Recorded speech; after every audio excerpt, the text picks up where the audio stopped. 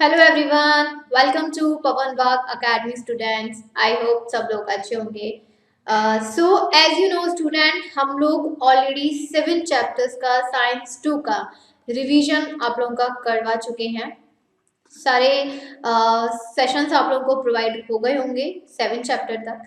Next chapter जो है वो है 8 चैप्टर, और ये समझ लीजिए कि हमारे साइंस 2 का जो मोस्ट इम्पॉर्टेंट चैप्टर है और सबसे ज़्यादा वेटेज वाला जो चैप्टर है वो यही है। मतलब सबसे ज़्यादा, मतलब I mean to say that कि फर्स्ट चैप्टर, सेकेंड, थर्ड, उसके अलावा फिफ्थ, सिक्स्थ, सेवेंथ और एट्थ, ये चैप्टर हैं जो सबसे वेटेज वाले हैं।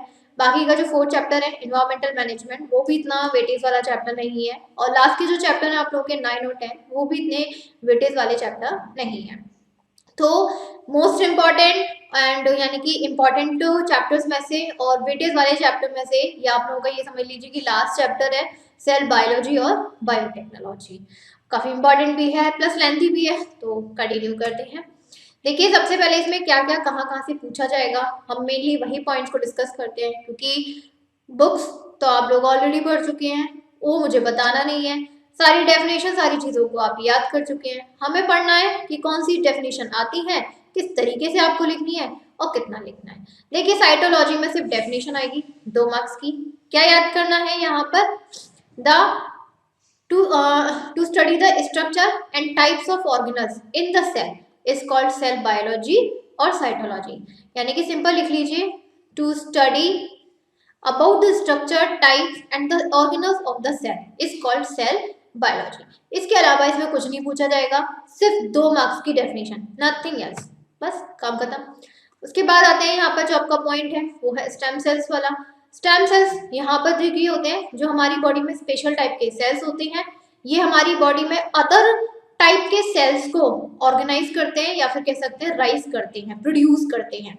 ये समझ लीजिए कि हमारी बॉडी में जितने भी टाइप्स के सेल्स होते हैं वो सब किससे प्रोड्यूस्ड होके आते हैं? स्टेम सेल से प्रोड्यूस्ड होके आते हैं। यहाँ से 1 मार्क्स में क्या क्वेश्चन पूछेंगे कि हमारी बॉडी के जितने भी मल्टी सेलर ऑर्गन सेल्स हैं, मल्टी सेल्स हैं, वो किससे राइज हुए हैं? तो वो हमारे किससे हुए हैं? स्टेम सेल से हुए हैं। और ये स्टेम सेल्स हमारे वाउंड हीलिंग में हेल्प करते हैं। स्टेम सेल्स के बारे में प्लांट्स में स्पेशली आप लोगों ने 9th में ही पढ़ाई था, राइट? 9th में आप लोगों ने पढ़ा था। और यहाँ पर हम लोग जो पढ़ेंगे एनिमल्स में स्पेशली ह्यूमन बीइंग्स में पढ़ेंगे। एज वी नो दैट कि जब मेल और फीमेल गैमीट्स यूनियन होता है, फर्टिलाइजेशन होता है, तो किसकी फॉर्मेशन होती है? जाइगोट की। 1 मार्क्स का क्वेश्चन। मैं आपको कोई बता नहीं रही हूँ हिंदी में कि ये क्या होता है, क्वेश्चन बता रहे हैं कि अगर आपका मेल और फीमेल गैमीट्स का यूनियन होता है, फर्टिलाइजेशन होता है, तो किसकी फॉर्मेशन होती है? जाइगोट की। 1 मार्क्स का क्वेश्चन, ठीक है। स्टेम सेल्स की डेफिनेशन आ जाए तो क्या लिखोगे 2 मार्क्स में? All the cells in that mass are almost like those cells are called stem cells and the stage of development organism is in the form of mass of cells। यहाँ से ये तो 2 point आपको दिखाई दे रहे हैं ना, एक सेकंड में थोड़ा सा क्लियर कर देती हूँ। ये जो 2 पॉइंट दिखाई दे रहे हैं, येलो वाला और ब्लू वाला, ये मैंने पॉइंट वाइज लिखा हुआ है, आपको पूरी डेफिनेशन में लिखना पड़ेगा। आपको डेफिनेशन आएगी व्हाट आर स्टेम सेल्स, क्या लिखना पड़ेगा? At the earlier stage of development organism is in the form of mass of cells and those all mass of cells are almost alike, so they are called stem cell।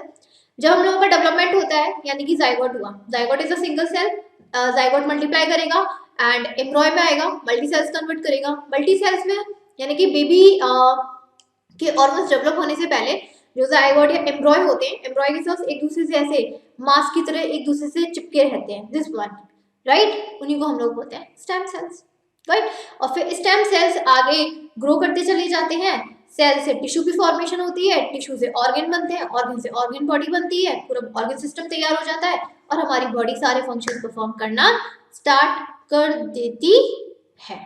इतना समझ में आ गया? देखो question क्या क्या बना, सारे topic में से क्वेश्चन नहीं बनेगा। एक क्वेश्चन जाइगोट वाला बन गया, ठीक है। दूसरा क्वेश्चन 2 मार्क्स का यहाँ से डेफिनेशन में बन गया, डेफिनेशन पूछ लेंगे स्टेम सेल्स की, ठीक। उसके अलावा इसमें से कुछ भी नहीं पूछा जाएगा, नथिंग। आपसे ये थोड़ी ना पूछेंगे कि जब सेल्स ग्रो करते हैं तो किसमें कन्वर्ट होते हैं? ऑब्वियसली बात है टिश्यूज में होते हैं, टिश्यू ग्रो करेंगे तो ऑर्गन बनेंगे, ऑर्गन बन जाता है तो पूरी ऑर्गन सिस्टम तैयार हो जाता है, तो ये तो पूछा नहीं जाएगा। ये पूरा कट कर दीजिए भाई। हमें क्या करना है, हम एग्जाम में जितना रिड्यूस कर सकते हैं कि इस टॉपिक में से एग्जामिनर बोर्ड एक भी क्वेश्चन नहीं बना सकता है, तो हमें उसे पढ़ना क्यों है? जहां से बने वहां से पढ़ते हैं, ठीक है। अब देखो यहाँ पर आप लोगों की काफी सारे पॉइंट्स हैं। पहला पॉइंट काट दो, पहला पॉइंट काट दो। देखो हम लोग यहाँ पर ना बहुत पूरा रिवीजन करने आए, पर रिवीजन उसी का करेंगे जो इम्पोर्टेंट है। अब देखो क्वेश्चन पूछते हैं कि स्टेम सेल्स कहाँ प्रेजेंट होते हैं। उम्बिलिकल कॉर्ड में प्रेजेंट होते हैं, जो कि मदर के यूट्रस से अटैच होती है। 1 मार्क्स का क्वेश्चन पूछे जाएंगे कि जब बेबी फीटस की फॉर्म में होता है तो फीटस मदर के यूट्रस से एक कॉर्ड से अटैच होता है, जिसे हम बोलते हैं उम्बिलिकल कॉर्ड। तो स्टेम सेल्स इसी उम्बिलिकल कॉर्ड में प्रेजेंट होते हैं। 1 मार्क्स का क्वेश्चन, ठीक है। इसके अलावा स्टेम सेल्स और कहाँ प्रेजेंट होते हैं, जब जैसे ही जाइगोट हुआ, जाइगोट ग्रो किया तो किसमें कन्वर्ट हुआ, एम्ब्रॉय में। जब एम्ब्रॉय कन्वर्ट ग्रो करता है तो कौन सी स्टेज आती है यहाँ पर, एम्ब्रॉय में एक स्टेज आती है ब्लास्टोसिस्ट स्टेज। ये आप थोड़ा सा 11th और 12th में पढ़ोगे, अभी से इतना समझ लीजिए। ब्लास्टोसिस्ट स्टेज, जब जाइगोट एम्ब्रॉय में आता है, और एम्ब्रॉय में कौन सी स्टेज होती है, ब्लास्टोसिस्ट स्टेज होती है। उस टाइमिंग पर भी स्टेम सेल्स प्रेजेंट होते हैं। स्टेम सेल्स और कहाँ प्रेजेंट होते हैं, रेड बोन मैरो में, एडिपोज कनेक्टिव टिश्यूज में, ठीक है। ये 3 इंपॉर्टेंट पॉइंट इस आप लोगों के सामने जो अवेलेबल है ये है कि स्टेम सेल्स की प्रेजेंस कहाँ होती है, उम्बिलिकल कॉर्ड में होती है, ब्लास्टोसिस्ट स्टेज में होती है, रेड बोन मैरो में होती है, एडिपोज टिश्यू में होती है, एडल्ट ह्यूमन बीइंग्स में। क्लियर। लास्ट पॉइंट काट दो, कुछ क्वेश्चन नहीं बनेगा, जहां से क्वेश्चन बन नहीं सकता उसे मुझे पढ़ाना क्या, राइट। यहाँ पे थोड़ा ना पूछेंगे आप लोगों को that degenerated part of any organ with the help of these stems, यानी कि स्टेम जब हमारे ऑर्गन कोई डैमेज हो जाता है, सेल्स डैमेज हो जाते हैं तो कैसे डीजनरेट करते हैं, ऑब्वियसली स्टेम सेल से करते हैं। जब स्टेम सेल्स स्टार्टिंग में ही बता दिए, स्टेम सेल्स सारे सेल्स को ऑर्गेनाइज कर रहे हैं, राइज अप कर रहे हैं, तो हर किसी को करेंगे। समझ में आ गया। नेक्स्ट स्टेम सेल्स का प्रिजर्वेशन, यहाँ से क्वेश्चन आप लोगों को देखो क्या बनेगा यहाँ पे।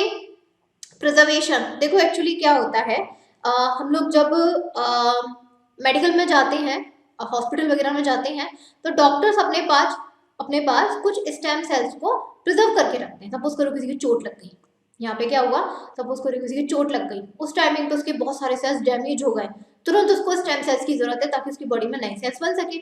तो तुरंत तो मिल नहीं सकते किसी की बॉडी से, तो दैट्स वाई जो डॉक्टर्स हैं वो स्टेम सेल्स को थोड़ा सा प्रिजर्व करके रखते हैं, ठीक है। अब हम लोगों के जो स्टेम सेल से मिलते हैं कहाँ से है, उम्बिलिकल कॉर्ड से मिलते हैं।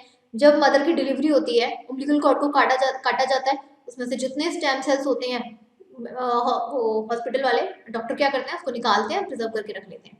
रेड बोन मैरो, किसी ने अपना ब्लड डोनेट किया, या ब्लास्टोसिस्ट, ये इनको एक स्टेराइल वेस में रखा जाता है, लिक्विड नाइट्रोजन उसमें फिल होती है, और उसका टेम्परेचर रहता है -135 degree Celsius to -190 degree Celsius. यहाँ से मेन क्वेश्चन क्या बनेगा 1 मार्क्स का, स्टेम सेल्स को प्रिजर्व करने के लिए क्या यूज किया जाता है, liquid nitrogen, and the temperature is -135 degree Celsius to -190 degree Celsius. 1 marks का क्वेश्चन, इसके अलावा कुछ नहीं आएगा।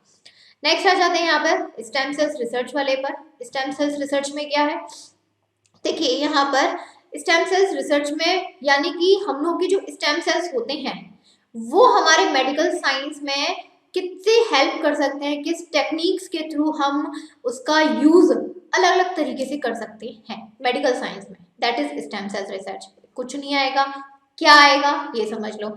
स्टेम सेल्स 2 टाइप के होते हैं, क्वेश्चन आपसे 1 मार्क्स से पूछेंगे स्टेम सेल्स कितने टाइप के होते हैं, 2 टाइप के होते हैं, नाम लिखवा लेंगे, नाम बताइए, embryonic stem sales, adult stem cells. 1 marks का क्वेश्चन बन गया। अब डिटेल में क्या बन सकता है, डिटेल में आप लोगों का बन सकता है कि राइट अ शॉर्ट नोट और the points about embryonic stem sales. बनेगा कि नहीं बनेगा, चलो ठीक है। अब एक बात बताओ, एम्ब्रॉयनिक ये जो वर्ड है एम्ब्रॉय क्या है, ये एम्ब्रॉय का मतलब क्या होता है कि जाइगोट फर्टिलाइजेशन बनने पर क्या बना, जाइगोट बना। जब जाइगोट अपने आप को जाइगोट होता है सिंगल सेल, जब वो अपने आप को मल्टी सेल्स में डिवाइड करता है it will convert into a एम्ब्रॉय। 1 marks का क्वेश्चन ये पूछ सकते हैं कि जाइगोट जब अपने आप को मल्टी सेल्स में डिवाइड करता है, कन्वर्ट करता है, तो किस स्टेज में आ जाता है, एम्ब्रॉय में। 1 मार्क्स का डिवीजन हो गया, चलो ठीक है। उसके बाद क्वेश्चन यहाँ से बनेगा, अभी एम्ब्रॉय भी क्या है, अभी कंप्लीट बेबी तो नहीं है ना, इसको भी तो अपने सेल्स को और आगे ग्रो करवाना है, डिवाइड करवाना है, ताकि पूरा फीटस पूरा बेबी तैयार हो सके। तो जब एम्ब्रॉय के जो सेल्स होते हैं बहुत और ज्यादा मल्टी सेल्स में डिवाइड होने के लिए कौन सा डिवीजन फॉलो करते हैं, माइटोटिक डिवीजन फॉलो करते हैं। 1 मार्क्स का क्वेश्चन हो गया, चलो ठीक है। क्वेश्चन नंबर नेक्स्ट क्वेश्चन पर आ जाओ कि यहाँ पर जो सेल डिफरेंशिएशन है, चाहे जाइगोट का हो चाहे एम्ब्रॉय का हो, सेल अपने आप को नंबर ऑफ मल्टी सेल्स में डिवाइड करना कब स्टार्ट करते हैं? After the 14th day of conception, यानी कि जिस दिन फर्टिलाइजेशन हुआ उसके 14 दिन बाद जो सेल है ना, जो बेबी है सिंगल सेल, वो अपने आप को डिवाइड करना स्टार्ट करेंगे। कौन से डिवीजन से? माइटोटिक डिवीजन से। समझ में आया? अब यहाँ पर क्या होते हैं, जैसे cells of different organs like osteocytes, bone cells, hepatocyte, liver cells, neurons are form due to differentiation. यहाँ से देखो क्वेश्चन क्या बनेगा। अब देखो यहाँ पे बोलेंगे ये जो हमारे ऑर्गन्स होते हैं ऑस्टियोसाइट्स, बोन्स, इनके अंदर कौन से सेल्स होते हैं? Bone cells. 1 मार्क्स का क्वेश्चन। ये होता है हेप्टोसाइट्स, ये एक ऑर्गन है, लिवर के अंदर प्रेजेंट होता है हेप्टोसाइट्स। इसके अंदर कौन से सेल्स होते हैं? लिवर सेल्स होते हैं। 1 मार्क्स का क्वेश्चन, बस खत्म, इसके अलावा कुछ नहीं पूछेंगे। यहाँ से आप देखो डेफिनेशन पूछ सकते हैं 2 मार्क्स की। What are embryonic stem cells? And embryonic cells before differentiation are called embryonic stem cells. जैसे कि जाइगोट था, जाइगोट एम्ब्रॉय बना, ठीक है। अभी एम्ब्रॉय भी क्या है? बहुत सारे सेल्स का मास है। अभी इस समय एम्ब्रॉय भी क्या है? बहुत सारे सेल्स का मास है ना। जाइगोट सिंगल सेल था, उसने अपने आप को बहुत सारे सेल्स में कन्वर्ट किया, मास बन गया सेल्स का, उसी को हम लोग बोलते हैं एम्ब्रॉयनिक स्टेम सेल्स। यहाँ तक क्लियर हुआ? यहाँ से 2 मार्क्स की डेफिनेशन आप लोगों से पूछ लेंगे। देखो यहाँ से भी 1 मार्क्स का क्वेश्चन बना, जाइगोट है एम्ब्रॉय वाला। माइटोटिक डिवीजन का 1 मार्क्स का क्वेश्चन बना, 14 डे से स्टार्ट होता है, यहाँ से एक क्वेश्चन बना। ऑस्टियोसाइट ऑर्गन में कौन से सेल्स हैं? बोन सेल्स, 1 मार्क्स का क्वेश्चन। हेप्टोसाइट ऑर्गन में कौन से सेल्स होते हैं? लिवर सेल्स, 1 मार्क्स का क्वेश्चन। 2 मार्क्स की डेफिनेशन बन गई। कितने सारे क्वेश्चन बनवा दिए भाई मैंने। इसके अलावा यहाँ पे क्या लिखा है? यहाँ पर एम्ब्रॉयनिक स्टेम सेल से हमारे जो फीटस होता है, आई मीन जो ह्यूमन बॉडी होती है, बेबी होता है, उसके कितने डिफरेंट टाइप्स के सेल्स फॉर्म्ड हो सकते हैं? 220। यहाँ से 1 मार्क्स का क्वेश्चन। ये पूछेंगे ना कि जब हमारे जो एम्ब्रॉयनिक स्टेम सेल्स होते हैं, जो मास होता है पूरे सेल्स का, that is embryonic stem sales, वो एक बेबी के या ह्यूमन बॉडी के कितने टाइप्स के सेल्स को प्रोड्यूस कर सकते हैं? 220। कट इट, 1 मार्क्स का क्वेश्चन बन गया। चलिए ठीक है। अब यहाँ पर देखो ये वैसे मैं बता देती हूँ, सिंपल है कि जो स्टेम सेल्स में एक अपनी खुद की एबिलिटी होती है कि वो सेल्फ मल्टीप्लाई कर सकते हैं, और जब सेल्फ मल्टीप्लाई कर सकते हैं तो जो अदर सेल्स होते हैं वो उनको प्रोड्यूस कर सकते हैं या फॉर्म्ड कर सकते हैं, और इसी की इस प्रॉपर्टी को हम लोग बोलते हैं प्लूरोपोटेंसी। यहाँ से क्वेश्चन इंपॉर्टेंट है। दी सिंपल आपसे क्वेश्चन क्या पूछेंगे ये बता देती हूँ कि दी या तो आपको सिंपल पूछ लेंगे व्हाट इज प्लूरोपोटेंसी, ठीक है, व्हाट इज प्लूरोपोटेंसी, तो आप लोगों को पूरी डेफिनेशन लिखनी पड़ेगी कि जो हमारे स्टेम सेल्स होते हैं उनमें उनकी खुद की सेल्फ मल्टीप्लाइंग एबिलिटी होती है, और हमारे ह्यूमंस में जो डिफरेंट टाइप के सेल्स होते हैं उनको प्रोड्यूस करते हैं। That property of stem cells is called pluripotency. 2 marks में तो पूछ ही लेंगे, 2 या 3 में, तो डेफिनेशन याद करके जाना। अगर आपसे इसका उल्टा भी पूछ सकते हैं 1 मार्क्स में, the ability of self multiplying ability of stem cells, this property of stem cells is called pluripotency. Got it? समझ में आ गया? चलिए देखिए यहाँ पर वैसे तो आएगा नहीं, पर मैं बता देती हूँ, यहाँ से कोई क्वेश्चन नहीं बनेगा, सो डोंट वरी, यहाँ से कोई क्वेश्चन नहीं बनेगा, जो बनना था यहाँ तक बन गया। देखो इसमें लिखा क्या है कि जो स्टेम सेल्स हैं कलेक्ट कर लिए जाते हैं, ठीक है, यानी कि जो 14th डे हुई, तो यहाँ पर क्या हुआ, during 5th and 7th day and cultured with certain biochemical stimulus in laboratory. देखो क्या किया, जैसे बेबी है, बेबी के जो सेल्स हैं, राइट, चाहे एम्ब्रॉय वाला हो चाहे आपका जाइगोट वाला हो, कब इस डिवाइड करना स्टार्ट करेगा? 14th डे में। लेकिन डॉक्टर ने क्या किया, जब बेबी का 5th और 7th डे था तब उससे स्टेम सेल्स निकाले, ठीक है, लेबोरेटरी में कुछ केमिकल में रख दी, कुछ केमिकल में क्या, लिक्विड नाइट्रोजन में रखे। They can transform themselves into desired types of cell, their tissue and finally into organs. यानी कि अगर हम स्टेम सेल्स को अपनी बॉडी से निकाल लें, डॉक्टर हमारी बॉडी से निकाल लें, और उन स्टेम सेल्स को वही चीज प्रोवाइड करें जो हमारी बॉडी में मिल रही थी, जो भी एंजाइम्स हार्मोन जो से मिल रहे थे, वही एंजाइम्स हार्मोन सब कुछ एवरीथिंग केमिकल उसको लेबोरेटरी में मिल जाए, टेस्ट ट्यूब में रख डाल दी जाए लेबोरेटरी में, ठीक है, केमिकल प्रोवाइड कर दी जाए। स्टेम सेल्स की इतनी एबिलिटी है, they don't need a perfect human body. अगर उनको सिंपल उनके एंजाइम्स केमिकल हार्मोन्स भी मिल जाए ना, तो जो स्टेम सेल्स जो हमारी टिश्यूज, ऑर्गन और अदर सेल्स की फॉर्मेशन करते हैं वो करना स्टार्ट कर देंगे, राइज करना स्टार्ट कर देंगे। ऐसी एबिलिटी होती है स्टेम सेल्स की। They don't need required a perfect human body. यहाँ से कुछ आएगा नहीं, बस मैंने बता दिया है, सो डोंट वरी। नेक्स्ट कौन से होते हैं हमारे stem cells? Adult stem cells होते हैं। कहाँ कहाँ पर पाए जाते हैं? एक तो हमारे रेड बोन मैरो में और दूसरा एडिपोज कनेक्टिव टिश्यूज में, ब्लड में, यहीं तक पाए जाते हैं। यहाँ से सिर्फ यही क्वेश्चन बनेगा। क्या बनेगा आप लोगों का कि हमारे जो एडल्ट में है स्टेम सेल्स की पोजीशन होती है वो कहाँ कहाँ होती है? रेड बोन मैरो में होती है, एडिपोज टिश्यू में होती है और ब्लड में होती है। बस, इसके अलावा कुछ नहीं पूछेंगे। यूजेस, यूजेस आ सकते हैं बेटा, और यूजेस अगर आएंगे तो कम से कम 3 से 4 मार्क्स में आएंगे। What are the uses of stem cells? पहला है आप लोगों का रीजनरेटिव थेरेपी, दूसरा है ऑर्गन ट्रांसप्लांटेशन में। तो पहला बात करें रीजनरेटिव थेरेपी में, तो इसके भी दो हैं, एक होती है सेल थेरेपी, एक होता है टू प्रोड्यूस ब्लड सेल। देखो सेल थेरेपी में क्या है, यहाँ पर जो हम लोगों की बॉडी में क्या है, हमारे कुछ बीमारियां हो जाती हैं। सपोज कोई बीमारी हो गई like diabetes, myocardial infection, Alzheimer disease, Parkinson disease, कोई भी डिसीज हो सकती है भाई। आजकल के वैसे भी इतने बैक्टीरिया वायरस इतने हैवी हो गए, कोई भी डिसीज हो सकती है। अब ये डिसीज क्या करते हैं, यानी कि ये बैक्टीरिया, ये जो माइक्रो ऑर्गेनिज्म होते हैं क्या करते हैं, हमारी बॉडी के सेल्स को डेड करना स्टार्ट कर देते हैं, राइट, और अपना इन्फेक्शन फैलाना स्टार्ट करते हैं। यही चीज तो होती है। अब हम लोग जाते हैं डॉक्टर के पास, हॉस्पिटल के पास, क्या कहते हैं, भाई हमें ये बीमारी हो गई है, ठीक करो। डॉक्टर क्या करते हैं? डॉक्टर हमारी बॉडी में स्टेम सेल्स का इंसर्शन कराते हैं। हमारी बॉडी में किसको इंसर्ट करा देंगे बेटा? स्टेम सेल्स को इंसर्ट करा देंगे। अब ये स्टेम सेल्स क्या करेंगे, जो हमारे डेड सेल्स हैं पहले उसको तो उसमें भेज देंगे स्प्लीन में। स्प्लीन पता है ना, ग्रेवयार्ड ऑफ द सेल्स कहते हैं हमारी बॉडी में। लिवर के थोड़ा सा नीचे और बैक साइड में होता है स्प्लीन। नहीं पता हो तो जान लो, spleen is the graveyard of the cells. हमारी बॉडी में जो भी सेल्स मर जाते हैं ना, स्प्लीन में जाके दफन हो जाते हैं, तभी तो बोलते हैं ग्रेवयार्ड ऑफ द सेल्स। तो स्टेम सेल्स का पहला फंक्शन तो ये होता है कि हमारी बॉडी में जो डेड सेल्स आ गए हैं due to this micro organism, खत्म हो गए बेचारे, डेड हो गए, उनको स्प्लीन तक पहुंचा देना, ठीक है। उसके बाद हमारी बॉडी को न्यू सेल्स की तो रिक्वायरमेंट है भाई, ऑब्वियस सी बात है। तो स्टेम सेल्स क्या करते हैं, इन न्यू सेल्स का प्रोडक्शन करते हैं। इसी को बोलते हैं सेल थेरेपी।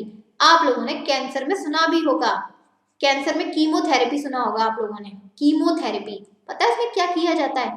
हमारा जो ब्लड है एक तरीके से इन्फेक्ट हो जाता है। ब्लड इन्फेक्ट होना मतलब कि ब्लड के अंदर जो सेल्स हैं, red blood cells, white blood cells, और ये सब इन सब का डेड हो जाना, राइट। डॉक्टर क्या करते हैं, थेरेपी करते हैं, कीमोथेरेपी। कीमोथेरेपी है सेल थेरेपी, उसमें वो हमारी बॉडी में जिसको कैंसर है स्टेम सेल्स इंसर्ट कराते हैं, और जो डेड सेल्स हैं उनको स्प्लीन में भेज देते हैं और न्यू सेल्स की फॉर्मेशन करते हैं। ये होती है थेरेपी। समझ में आ गया? नेक्स्ट देखिए, to produce blood cells required in conditions like anaemia, thalassaemia, leukaemia. आप लोगों ने कई सारे एनीमिक कंडीशन सुनी होगी। एनीमिया खून की कमी हो जाना, एनीमिया, थैलेसीमिया, ल्यूकेमिया। ल्यूकेमिया का मतलब है व्हाइट ब्लड सेल्स होते हैं ना उनका cancer. White blood cells cancer is called leukaemia, ठीक है। अब यहाँ पर क्या हुआ, जब हमारी कोई भी बॉडी में कंडीशन हो गई लाइक एनीमिया, थैलेसीमिया, ल्यूकेमिया की, तो उस टाइमिंग पर हमारे ब्लड सेल्स की रिक्वायरमेंट बढ़ गई ना भाई, खून की कमी हो जाना। एनीमिया क्या है, खून की कमी हो जाना, तो उस टाइमिंग पर हमें ब्लड चाहिए, ब्लड का मतलब है ब्लड के सेल्स चाहिए। तो उस टाइमिंग पर भी स्टेम सेल्स हमारी बॉडी में इंसर्ट किए जाते हैं और नए सेल्स को प्रोड्यूस करते हैं। दूसरा यूज होता है ऑर्गन ट्रांसप्लांटेशन में, ठीक है। यहाँ पे ऑर्गन ट्रांसप्लांटेशन तो सब लोग जानते हैं ना, कि हमारी बॉडी में कोई ऑर्गन खराब हो गया है, सारे नहीं लिमिटेड होते हैं, जैसे कि किडनी हुआ, लिवर हुआ, एक हार्ट हुआ, ठीक है, एक किडनी, लिवर, हार्ट, हाँ ये तीन चार चीजें होती हैं। ये 2-3 चीजें हैं जब हमारी बॉडी की अगर खराब हो जाए तो कोई भी दूसरा पर्सन अपनी इन्हीं ऑर्गन्स को डोनेट कर सकता है और फिर हमारी बॉडी में लगा दिए जाते हैं। That is organ transplantation. सबको पता है ये तो, कोई दिक्कत वाली बात नहीं है। अब यहाँ से क्वेश्चन कैसे बनेंगे, क्वेश्चन आप लोगों को ये पूछ लेंगे 1 मार्क्स में कि कौन कौन से ऑर्गन है जो हमारी बॉडी में ट्रांसप्लांट हो सकते हैं। एक हार्ट हो गया, किडनी हो गई, लिवर हो गए, ठीक है। ये 2-3 चीजें होती हैं, किसी को आपको पता हो तो। हाँ, एक आंखों का कॉर्निया भी तो होता है, मुझे याद आ गया अभी। हाँ, आंखों का कॉर्निया वाला पार्ट भी तो है जो ट्रांसप्लांट हो सकता है। इतना आगे समझ में? चलिए ठीक है। अब यहाँ पर वही लिखा हुआ है ऑर्गन ट्रांसप्लांटेशन के बारे में। मैं पूरा ये पैराग्राफ नहीं पढ़ूंगी, बस मैं आपको सिंपल बता देती हूँ कि जब कभी भी ह्यूमन बॉडी में जो डिफरेंट ऑर्गन्स हैं या तो वो अपना काम करना बंद कर देते हैं या एक्सीडेंट, इन्फेक्शन, कोई भी डिसऑर्डर हो जाता है और वो ऑर्गन हो जाते हैं खराब, राइट। ऐसी कंडीशन में उस इंसान की जान बचाने के लिए हमें क्या करना पड़ता है, उसके ऑर्गन मतलब उसकी बॉडी में किसी दूसरे ऑर्गन्स को डोनेट आई मीन ट्रांसप्लांट करना पड़ता है, ठीक है। जैसे कोई पर्सन है, उसके पास 2 पेयर ऑफ किडनी होती है, अगर एक दे देगा, किसी को जरूरत है तो फिर भी काम चल जाएगा, क्या दिक्कत है। एक किडनी से तो काम चलता ही रहता है हमारा, कोई वो वाली बात नहीं है। लेकिन ये चीज ध्यान रखनी है कि जब ट्रांसप्लांटेशन किया जाता है तो उस बंदे का ब्लड ग्रुप, कोई डिसीज, डिसऑर्डर, एज, ये सब चेक कर लेना चाहिए। पता चला किसी को डिसीज हो रही है, उसने अपना ब्लड डोनेट कर दिया या फिर कोई ऑर्गन डोनेट कर दिया, दूसरा बचने की जगह और निपट लिया, तो वो चीज ना करें। वो चीज सारी चीजें क्या है, देखनी पड़ती है। और जो डोनेटेड ऑर्गन्स है, लिवर, हार्ट, आईज, और यहाँ पर वो किडनी लिखना भूल गए हैं तो किडनी मैं लिख देती हूँ, ये लो, ठीक है। वो लोग क्या कर सकते हैं, अपना डोनेट कर सकते हैं। ये वही लिखा हुआ है ऑर्गन एंड बॉडी डोनेशन। तो इसमें से आप लोग बिल्कुल छोड़ दीजिए, कुछ नहीं आएगा, nothing. Organ and body donation वाले में से जो आना था वो यहाँ तक आ सकता है कि बस ऑर्गन ट्रांसप्लांटेशन, कौन कौन से ऑर्गन ट्रांसफर होते हैं, जब ऑर्गन ट्रांसप्लांट होते हैं तो क्या क्या चीज चेक करी जाती है डोनर और रिसिपिएंट की, वो पूछ लेंगे, नथिंग एल्स। ये ऑर्गन और बॉडी डोनेशन वाला तो इसमें से कुछ भी आप लोगों को नहीं पूछा जाएगा। नीडफुल पर्सन की रिक्वायरमेंट है, डोनेट कर देना चाहिए, ये कर देना चाहिए, वही सब लोग जानते हैं, इसमें क्या पढ़ना, ठीक है। तो इसमें मुझे कुछ और बताने की जरूरत नहीं है। चलो ये वाला आप लोगों का कट है, ये मुझे बताना नहीं है, रिड्यूस्ड में है। नेक्स्ट स्टार्ट कर देते हैं बायोटेक्नोलॉजी। हम लोगों का चैप्टर क्या था, cell biology and biotechnology. Cell biology में जितना पढ़ना था वो हम पढ़ लिए, अब हम क्या पढ़ेंगे, बायोटेक्नोलॉजी। बायो का मतलब होता है लिविंग ऑर्गेनिज्म, टेक्नोलॉजी कि हम लोग अपने से लिविंग ऑर्गेनिज्म का यूज करके अपनी साइंस में कितना प्रोग्रेस कर सकते हैं, ताकि हम लोग मेडिकल लाइन में, एग्रीकल्चर में, हर एक फूड प्रोडक्ट्स में अपने कितना आगे बढ़ सकते हैं। दैट इज बायोटेक्नोलॉजी, इसके अलावा कुछ नहीं है, ठीक। यहाँ तक इसमें से कुछ नहीं आएगा। कहोगे मैम आप तो सब कटवा रहे हो, भाई क्या करें, जब एग्जामिनर यहाँ से कुछ जब पूछने ही नहीं वाला है तो बेटा मैं कराऊं तो कराऊं क्या, नहीं कराना ना मुझे, तो वो मुझे बताना ही नहीं है, कोई दिक्कत ही नहीं है। यहाँ पर ये भी काट दीजिए। चलिए यहाँ पर हम लोग डायरेक्ट आते हैं। हाँ एक चीज पर बता देती हूँ, आप लोगों की बुक में ना बायोटेक्नोलॉजी की डेफिनेशन नहीं दी हुई है, ये चीज मैं बता देती हूँ। आप लोगों की बुक में बायोटेक्नोलॉजी की डेफिनेशन नहीं दी है, तो मैं एक बात आपको बता दूं कि हो सकता है एग्जामिनर आपसे स्टिल बायोटेक्नोलॉजी की डेफिनेशन पूछ ले। यहाँ से कुछ नहीं पूछेगा, ये थोड़ी ना पूछेगा कहाँ का यूज कर सकते हो, भाई cytology, biochemistry, biology, genetic engineering, पता नहीं कहाँ का यूज होता है, ये तो ऑलरेडी आप लोग जानते हैं। मैंने आप लोग कई बार आप लोगों को बोला भी है, कुछ चीजें सिर्फ बुक से मत याद करो, यहाँ रखो। आधा बुक का जो टॉपिक है वो तो अपने आप ही घट जाएगा। पता है इसमें क्या लिखा है, कौन कौन सी ब्रांच होती है साइंस की, भाई साइटोलॉजी होती है, बायोकेमिस्ट्री होती है, जूलॉजी होती है, बॉटनी होती है, जेनेटिक इंजीनियरिंग होती है, मॉलिक्यूलर बायोलॉजी होती है, राइट। तो ये तो यहाँ रखने की चीज है। आगे ग्रेजुएशन करोगे, पूछा किसी ने किस में कर रहे हो, आपने बोला बायोकेमिस्ट्री में कर रहे हो, तो भाई क्या है ये यहाँ रखने वाली चीज है, ठीक है ना। तो ये रटने वाली चीज नहीं है। टॉपिक अगर यहाँ रखोगे ना कुछ चीजों को, अपने आप ही टॉपिक रिड्यूस्ड हो जाएंगे, बच जाओगे चीजों को याद करने से। अब यहाँ पर ये आ जाता है कि बायोटेक्नोलॉजी हम लोग कहाँ कहाँ यूज करते हैं, तो वो हम देख लेते हैं भाई, चलो कोई बात नहीं। देखो अब हम लोगों ने लास्ट चैप्टर में क्या पढ़ा था, हम लोगों ने वो पढ़ा था इंट्रोडक्शन टू माइक्रोबायोलॉजी, 7 चैप्टर जो था आप लोगों का। क्या पढ़ा था कि माइक्रोब्स का यूज करके, microbes are the living organism, they are also included in biotechnology, हुए ना। तो माइक्रोब्स का यूज करके हम कितने सारे फूड प्रोडक्ट्स बना रहे थे, योगर्ट, अल्कोहल, मिल्क, पता नहीं क्या क्या। सो यहाँ पर भी तो ये लिखा है कि योगर्ट का प्रोडक्शन मिल्क से और अल्कोहल का प्रोडक्शन मोलेसिस से, माइक्रोब्स का यूज करके बना सकते हैं। बायोटेक्नोलॉजी तो ये कर सकते हैं। हमारे मेडिकल लाइन में हम लोग एंटीबायोटिक्स, वैक्सीन्स, कितनी सारी चीजों का प्रोडक्शन कर सके, किसकी वजह से, बायोटेक्नोलॉजी की वजह से। इसके अलावा हम लोग डीएनए प्रोटीन्स ह्यूमन वेलफेयर के लिए यूज करते हैं। किसकी वजह से? बायोटेक्नोलॉजी की वजह से। इसके अलावा हम लोग प्लांट्स, एनिमल्स और एग्रीकल्चर प्रोडक्ट्स अपने तरीके से अपनी अच्छी क्वालिटी के प्रोड्यूस करवा सकते हैं। किसकी वजह से? बायोटेक्नोलॉजी की वजह से। फिफ्थ में जेनेटिक या नॉन जेनेटिक टेक्निक कोई भी हो, राइट, तो उसमें हम लोग टिश्यू कल्चर, हाइब्रिड सीड्स, अच्छी क्वालिटी का प्रोडक्शन किसके थ्रू कर सकते हैं? बायोटेक्नोलॉजी के थ्रू कर सकते हैं ना। तो यहाँ पर ये एरियाज हैं, यानी कि ये फील्ड्स हैं जहाँ पर बायोटेक्नोलॉजी का यूज होता है। और ये हो सकता है बेटा आप लोगों का कम से कम 5 से 6 मार्क्स में पूछ लें। ये तो मैं खुद कहूँगी, यहाँ से क्वेश्चन आप लोगों का बन जाएगा। और यहाँ से भी बनेगा बेनिफिट्स ऑफ बायोटेक्नोलॉजी से। कितने बेनिफिट्स हैं यहाँ पर? ऑलमोस्ट 4 बेनिफिट हैं। तो कम से कम मैं मानती हूँ 5 मार्क्स का तो आएगा ही आएगा। 5 का नहीं तो 4 मार्क्स का तो ऑलमोस्ट दे ही देंगे, बेनिफिट्स पूछ लेंगे। तो वही है कि यहाँ पर बायोटेक्नोलॉजी का यूज करके जो क्रॉप प्लांट एरिया है वो हम लोगों ने बहुत ज्यादा इंक्रीज कर लिया है अपनी टेक्निक्स का यूज करके, right. Fast food setting varieties plus yield per annum has been increase. पहले के टाइमिंग पे क्या था, आप लोगों ने सुना होगा, ग्रीन रिवॉल्यूशन आया था 1950 और 52 की बात है। क्यों आया था?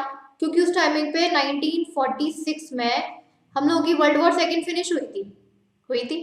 उस समय हमारे इंडिया में इतना फूड का वो पड़ गया था, अकाल जिसे कहते हैं, खाने का अकाल पड़ गया था, लोगों को खाने के लिए नहीं था।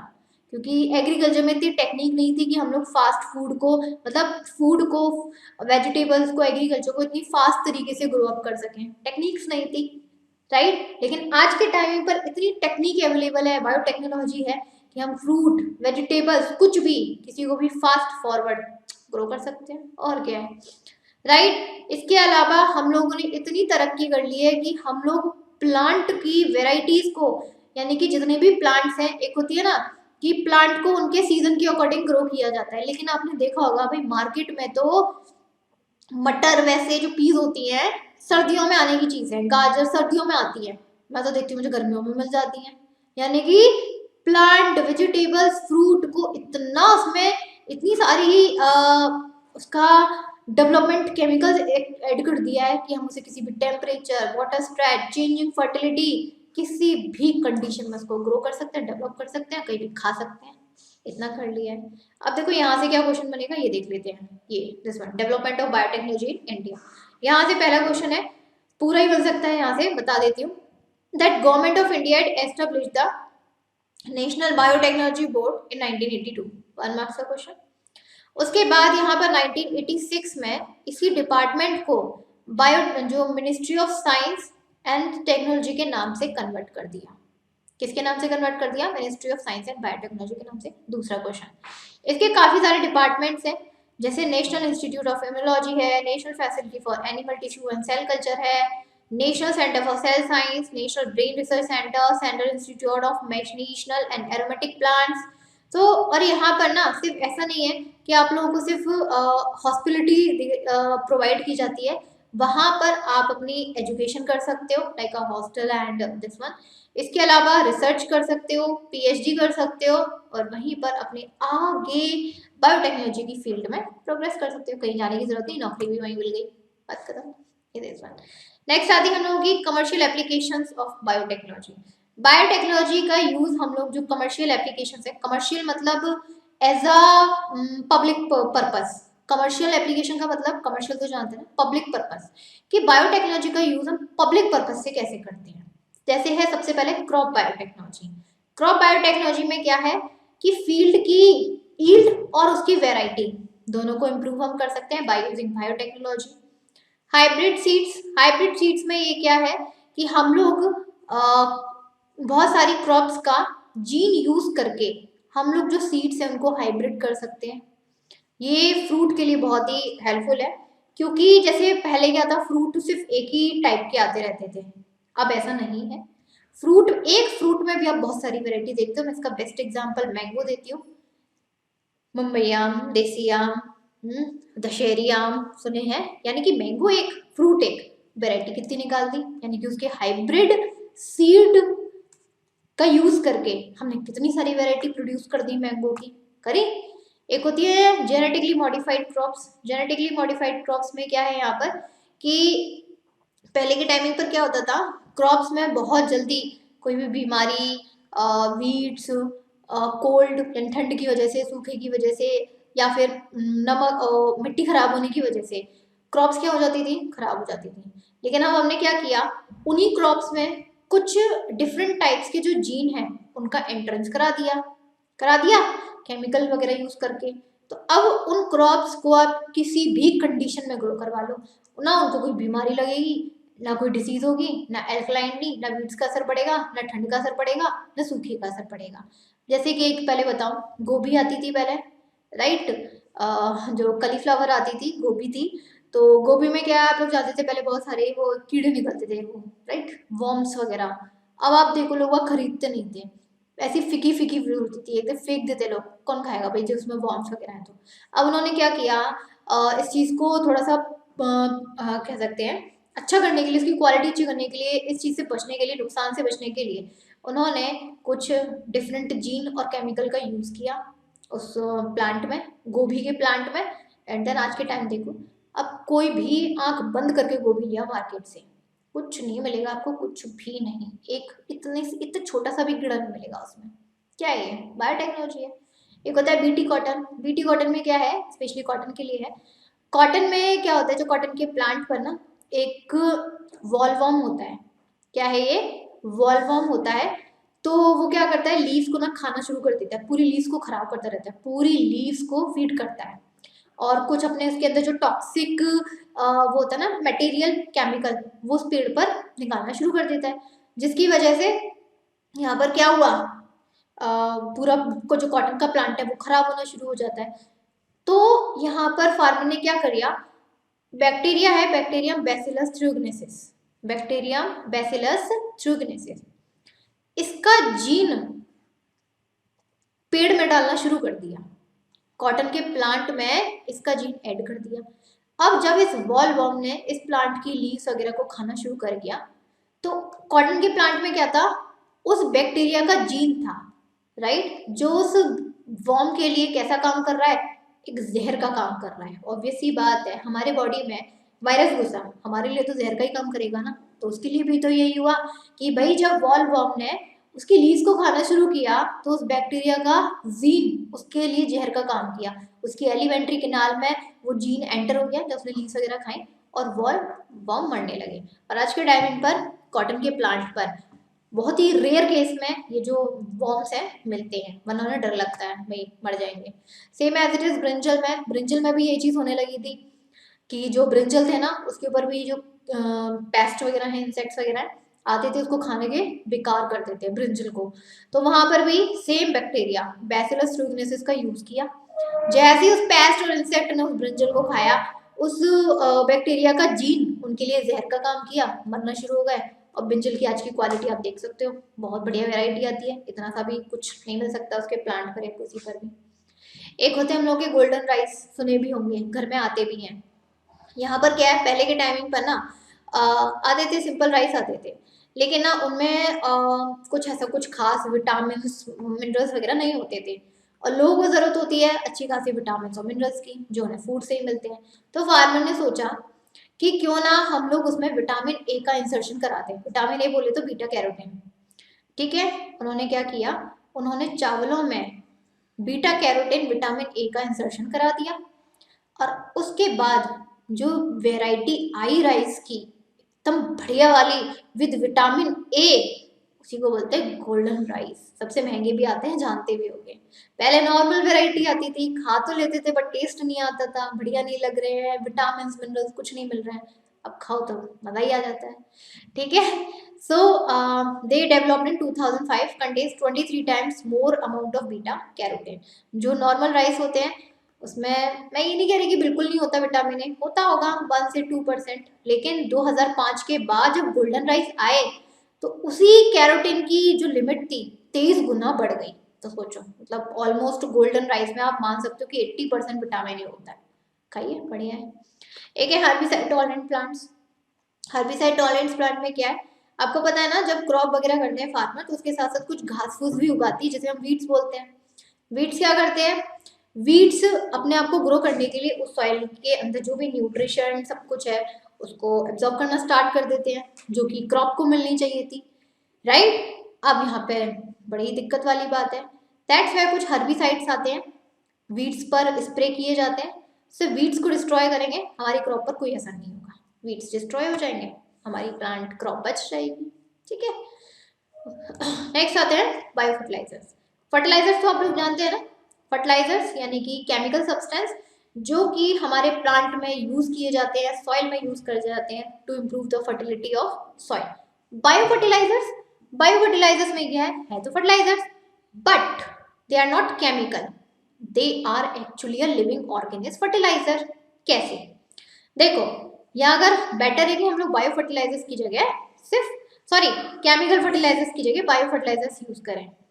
Nitrogen fixation, phosphate solubilization, ability of the plants are improve. देखो यहाँ पर क्या होता है कि जब हम लोग यहाँ पर chemical fertilizer, nitrogen fixation, phosphate solubilization ये यूज करते हैं, क्यों यूज करते हैं, प्लांट्स की क्वालिटी, एबिलिटी को इम्प्रूव करने के लिए, लेकिन कहीं ना कहीं उसमें जहर भी घोल रहे हैं जो हमारे अंदर आ रहा है, तो बेटर है बायो फर्टिलाइजर्स करें। कैसे करें वो देख लेते हैं। देखिए हमारे सॉइल में ऑलरेडी कुछ बैक्टीरिया की प्रेजेंस होती है, राइजोबियम, अजोटोबैक्टर, नॉस्टॉक, एनाबेना और अजोलो जैसी कुछ ऐसे होते हैं, राइट। ये ऑलरेडी हम लोगों के बैक्टीरिया प्लांट्स वो उसमें सॉइल में प्रेजेंट होते हैं। ये अगर हम लोग इसी का यूज करें, इन्हीं की पॉपुलेशन हम लोग सॉइल में और इंक्रीज कर दें, तो ये हमारे सॉइल में अपने एंजाइम्स और हार्मोन्स को रिलीज करके हमारी सॉइल को बहुत ज़्यादा फर्टाइल कर सकते हैं। आप लोगों ने सुना होगा जो केंचुए होते हैं, मुझे इंग्लिश में वर्ड याद नहीं आ रहा, that is they are called the friends of farmers.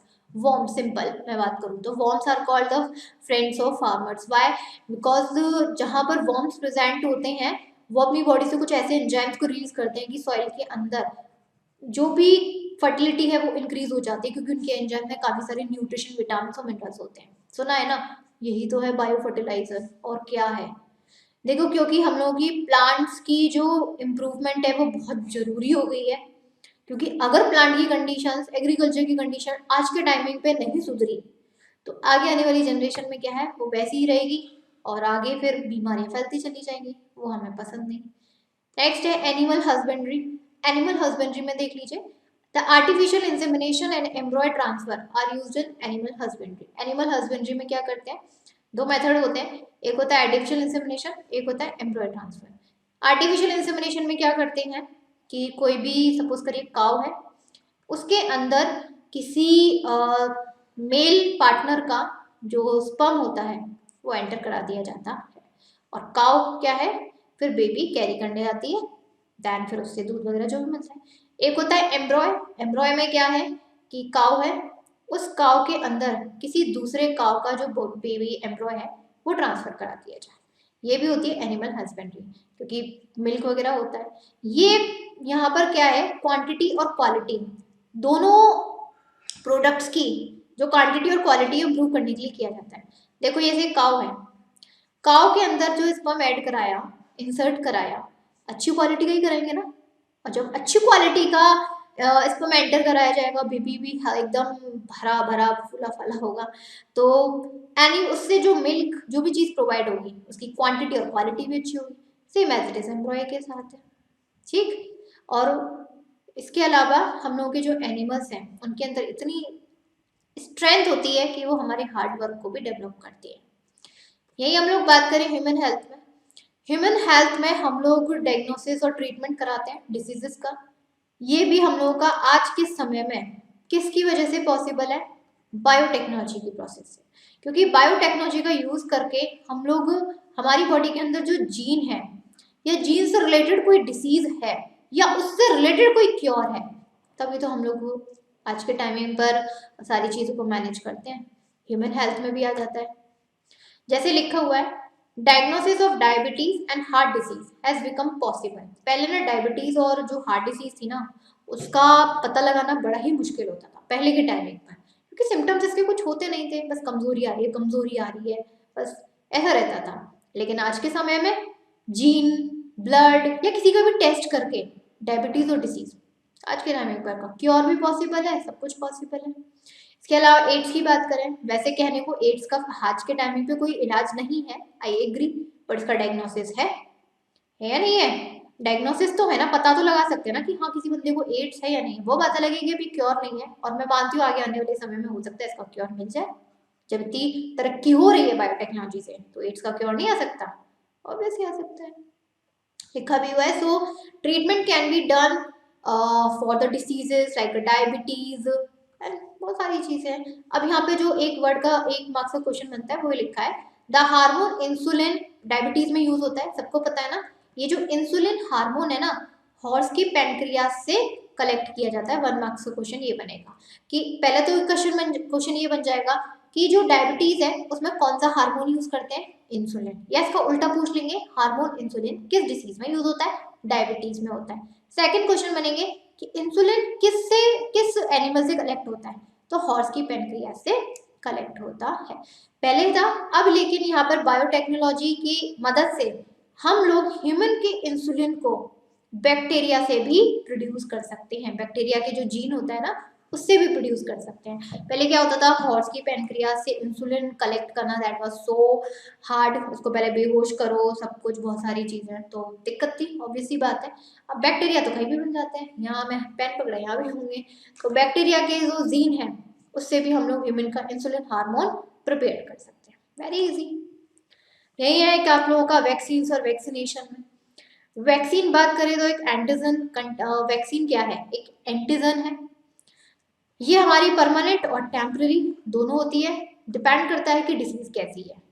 यहाँ पे हो सकता है वैक्सीन और वैक्सीनेशन के बारे में लिखने के लिए आए that what are vaccine, vaccine is the antigen, right, जो परमानेंट एंड टेम्पररी दोनों होती है और डिपेंड करता है कि डिसीज के ऊपर। परमानेंट अगर डिसीज कर रही है तो परमानेंट, और डिसीज ज्यादा ही थोड़ा ऐसी है नॉर्मल टेम्पररी। जैसे कि अभी कोरोना की बात करें, कोरोना ही चला है अभी सबसे ज्यादा, तो कोरोना में जो वैक्सीन लगी है वो टेम्पररी है, परमानेंट नहीं है।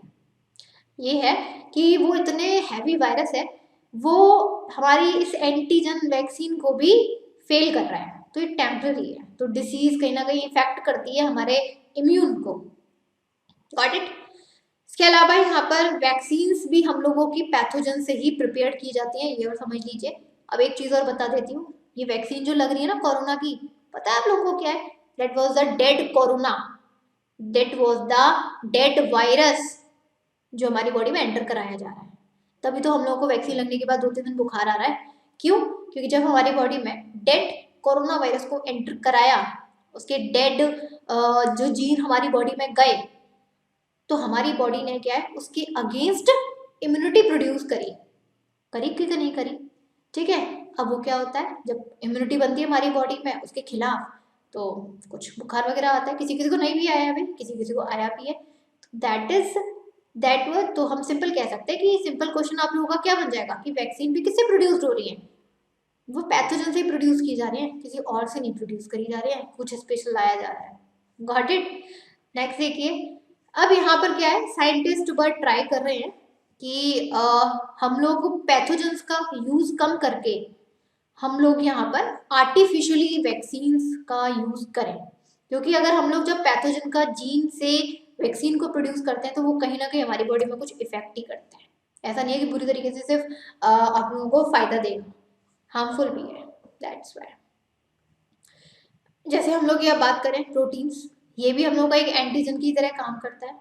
ये भी हम लोग का किल्ड या सेमी किल्ड पैथोजन से ही प्रिपेयर किया जाता है। ये लोग 1 मार्क्स का क्वेश्चन यहाँ बन गया। और ये ऐसा ही भी है, ये हमारे इम्यून सिस्टम को एक्टिव रहते हैं। जब हमारी बॉडी में कोई भी किल्ड या सेमी किल्ड पैथोजन को भेजा जाएगा तो हमारी बॉडी तो भाई उसे निकालने के लिए, फेंकने के लिए तो इम्यून सिस्टम बनाएगी ना, तो इसी बात है। अब ना यहाँ पे वैक्सीनेशन की डेफिनेशन पूछ लेंगे 1 मार्क्स में, 2 मार्क्स में, that injecting the antigen is the safest way in vaccination. What is vaccination? That injecting the antigen inside the animal body, it is called vaccination. हो सकता है 2 मार्क्स की डेफिनेशन आप लोगों का आ जाए। ये तो पता ही है ना, जैसे पोलियो, हेपेटाइटिस, ये सबकी वैक्सीनेशन आती है। एक होती है एडिबल वैक्सीन्स। एडिबल वैक्सीन्स का मतलब होता है यहाँ पर one corn production of edible vaccine in progress and presently potatoes are being produced with the help of biotechnology. देखो एडिबल वैक्सीन, आप लोगों ने वर्ड सुना होगा एडिबल फूड्स। एडिबल फूड्स आप लोगों ने नाम सुना है? क्या होता है एडिबल फूड्स? ऐसे फूड जो खाने लायक हो, edible parts, edible roots, edible stems, edible fruits, सुना है? ऐसी चीजें जो खाने लायक है हमारे, दे आर कॉल्ड एडिबल। यहाँ पर है एडिबल वैक्सीन, यानी कि हम लोग जो हमारे फ्रूट्स जो खाने वाले प्रोडक्ट्स हैं उनके अंदर वैक्सीन्स का यूज करके हम उनकी क्वांटिटी और क्वालिटी को इम्प्रूव करें, दे आर एडिबल वैक्सीन्स। चल रही है प्रोग्रेस, अभी इतनी सक्सेसफुल नहीं है, ये और बता देती हूँ, अभी इतनी सक्सेसफुल नहीं है, अभी इस पे थोड़ा सा चल रहा है, देखते हैं कब तक सक्सेस होता है। जैसे कि यहाँ पर पोटैटो की बात करी थी कि पोटैटो में वो वैक्सीन लगाई, उसकी क्वालिटी क्वांटिटी इंप्रूव हुई, उस पोटैटो का नाम रख दिया ट्रांसजेनिक पोटैटो। उस पोटैटो का नाम क्या रख दिया? Transgenic potato. अब ये पोटैटो के अंदर अपनी एबिलिटी आ गई कि जो बैक्टीरिया है ना, विब्रियो कोलेरा, एस्केरियोकोली, ये इनसे अपने आप को प्रोटेक्ट करेगा, इसके अंदर ये बैक्टीरिया एंटर नहीं हो सकते। यानी कि आप जानते हो ना कि खानों में भी डिजीज वगैरह ये सब हो जाती है, होती है, लेकिन जब हमने उस पोटैटो के अंदर वैक्सीन लगाई तो वो ट्रांसजेनिक पोटैटो बन गया, और अब उसके अंदर जो बैक्टीरिया है विब्रियो कोलेरी और एस्केरिया कोलेरी उसके अंदर एंटर नहीं हो सकते, ठीक। और इसके अलावा जब हम इस पोटैटो को खाएंगे तो हमारी बॉडी के अंदर कोलेरा और ई कॉली के लिए इम्यूनिटी प्रोड्यूस्ड हो जाएगी, यानी कि हमें वैक्सीन लगवाने की जरूरत भी नहीं पड़ी, खाने को मिल गया, इम्यूनिटी की इम्यूनिटी बन गई। ये है एडिबल वैक्सीन। ये अभी इतनी सक्सेस नहीं हो पाई है, लेकिन इस पे थोड़ा सा समय काम चल रहा है, होप कि हम लोग थोड़ा सा हो जाए सक्सेसफुल, ठीक है। इसके अलावा ट्रीटमेंट में यूज होता है, ये तो सबको पता है, इंसुलिन, सोमैटोट्रोपिन, ब्लड क्लॉटिंग, इन सब में बायोटेक्नोलॉजी यूज होता है। कुछ नहीं आएगा इसमें, ऐसा कुछ खास नहीं पूछेंगे, जहां से पूछेंगे वही बताऊंगी। इंटरफेरॉन की बात करें, इंटरफेरॉन में क्या होता है, जो हमारे प्रोटीन के मॉलिक्यूल्स हैं बहुत सारी वायरल डिसीजेस के लिए हेल्प करते हैं, तो ठीक है। तो जब हमारी बॉडी में प्रॉपर प्रोटीन के मॉलिक्यूल्स नहीं प्रेजेंट होते हैं तो फिर out of the outer source के थ्रू, वैक्सीन या किसी के थ्रू, वो प्रोटीन मॉलिक्यूल्स हमारी बॉडी में एंटर कर लिए जाते हैं, दैट इज इंटरफेरॉन। एक होती है हम लोगों की जीन थेरेपी। जीन थेरेपी तो आप लोग जानते हैं ना, आप लोगों ने सुना होगा जेनेटिक डिसीजेस। जेनेटिक डिसीजेस कौन सी होती हैं यहाँ पर? जो जन्म से ही माँ बाप से बच्चों में आती हैं, they are called genetic diseases. पहले के टाइमिंग पे इसका कोई क्योर नहीं था, एक बार हो गई किसी बच्चे में आ गई तो लाइफ टाइम उसके साथ चल रही है, कोई क्योर नहीं था। लेकिन आज के टाइमिंग पर आ चुकी है जीन थेरेपी। जीन थेरेपी, इसमें क्या किया जाता है, सोमैटिक सेल्स, यानी कि जो हमारे बॉडी के कैरेक्टर वाले सेल्स होते हैं उनके अंदर कोई जेनेटिक डिसऑर्डर है, जैसे कि फिनाइलकीटोनुरिया, हेप्टोटाइट्स, इन सब में कोई जेनेटिक डिसीज हो गई है, तो इसको भी हम लोग बायोटेक्नोलॉजी का यूज करके आज के टाइमिंग पर, मैं ये तो नहीं कहूँगी पूरी तरीके से रिमूव कर सकते हैं, बहुत हद तक या 80 से 90% तक उसको कम कर सकते हैं। जो इंसान जेनेटिक डिसीज की वजह से सिर्फ 20 या 30 साल तक जी पा रहा था, हो सकता है उसका एज बढ़ जाए, 50 साल जी रहा है। तो ये जीन थेरेपी भी काफी इंपॉर्टेंट है, राइट। और इसके मेथड को हम लोग सोमैटिक सेल जीन थेरेपी कहते हैं। अगर हम सिर्फ ट्रीटमेंट की बात करें तो जीन थेरेपी, मेथड किस मेथड से किया जाता है उसको बोलते हैं यहाँ पे somatic cell gene therapy. Got it, समझ में आ गया। और यहाँ पे जो स्पर्म्स और ओवा हैं, all the cells except sperms and ova in the body are called somatic cells. ये तो पता है ना आप लोगों को, हमारी बॉडी में दो तरीके के सेल्स होते हैं, somatic cells, sex cells. Sex cells होते हैं स्पर्म्स और ओवा जो सिर्फ बेबी को प्रोड्यूस करते हैं, ठीक। दूसरे होते हैं सोमैटिक सेल्स जो हमारे बॉडी के कैरेक्टर्स को कैरी करते हैं, जैसे कि किसी का स्किन कलर कैसा होगा, किसी का हेयर टाइप कैसा होगा, किसी को कुछ कैसे होगा।